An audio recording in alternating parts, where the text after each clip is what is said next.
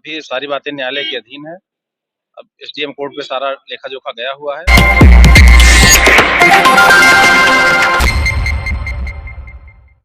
नमस्कार, आप देख रहे हैं भगीरथ प्रयास और मैं हूं लवकुश तिवारी। ब्रेकिंग खबर है देहली बाजार सुल्तानपुर से। आज से करीब 1.5 साल पहले इसी हर्ष महिला पीजी कॉलेज में धनपतगंज ब्लॉक के ग्राम पंचायतों के ग्राम प्रधानों के भाग्य का पिटारा खुला था।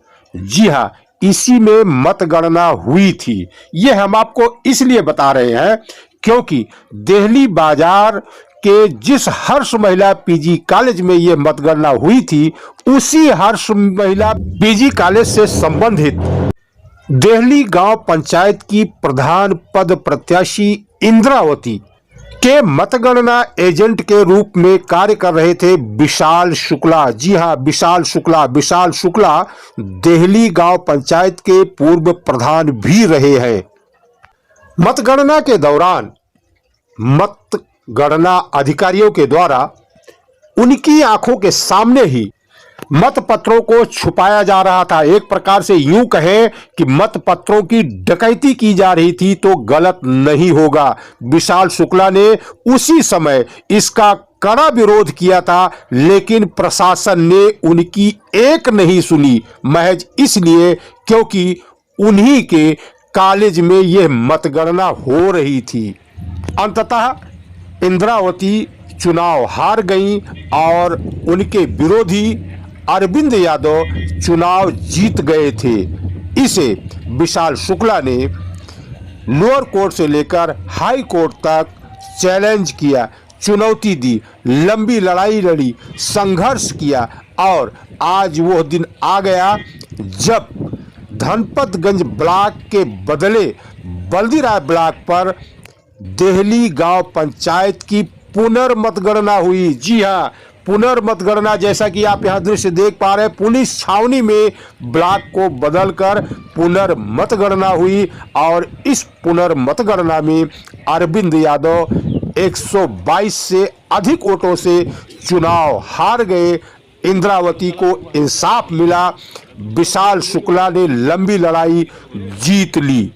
हम आपको बता दें कि विशाल शुक्ला चुनावी हार के पहले दिन से ही यह कहते रहे हैं कि प्रशासन ने, मतगणना अधिकारियों ने, रिटर्निंग ऑफिसर ने उन्हें जानबूझकर हरवाया है, उनके प्रत्याशी को जानबूझकर हरवाया है और वे इसके खिलाफ न्याय की लड़ाई लड़ेंगे। विशाल शुक्ला ने न्याय की लड़ाई लड़ी भी और जीती भी।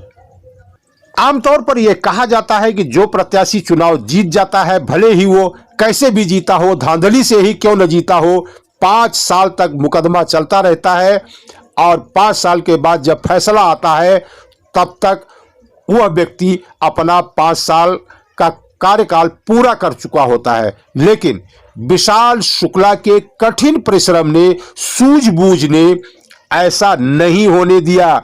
1.5 साल के भीतर ही धांधलेबाज प्रधान अरविंद यादव को उनकी कुर्सी से उतरने का आदेश अब जारी हो जाएगा, क्योंकि पुनर्मतगणना में अरविंद यादव चुनाव हार चुके हैं।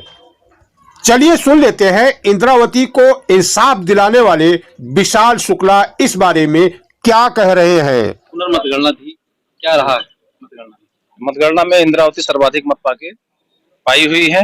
अभी सारी बातें न्यायालय के अधीन है। अब एसडीएम कोर्ट पे सारा लेखा जोखा गया हुआ है, वहां से जो निर्णय होगा वही मान्य होगा। सर्वाधिक मत जो है इंद्रावती का है।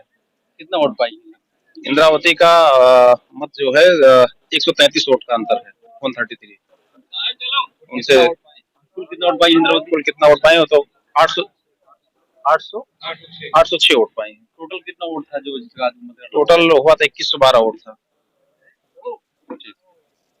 सुना आपने, इंद्रावती 133 वोटों के अंतर से चुनाव जीती है, यानी कि मतगणना अधिकारियों ने 133 वोटों की हेराफेरी की थी, जिसका विरोध उसी समय इंद्रावती के मतगणना अभिकर्ता विशाल शुक्ला ने किया था। यदि विशाल शुक्ला की प्रशासन उस समय सुन लेता, रिटर्निंग ऑफिसर उस समय सुन लेता, तो आज पुनर्मतगणना और एक अवैध रूप से प्रधानी जीते प्रधान को 1.5 साल प्रधानी करने का मौका नहीं मिलता था। लोकतंत्र में निर्वाचित प्रतिनिधि बहुत बड़ा स्थान रखता है और अभी तक देहली बाजार गांव पंचायत में 1.5 साल तक एक ऐसा व्यक्ति जनता का प्रतिनिधित्व करता रहा जो निर्वाचित ही नहीं हुआ था। जी हां,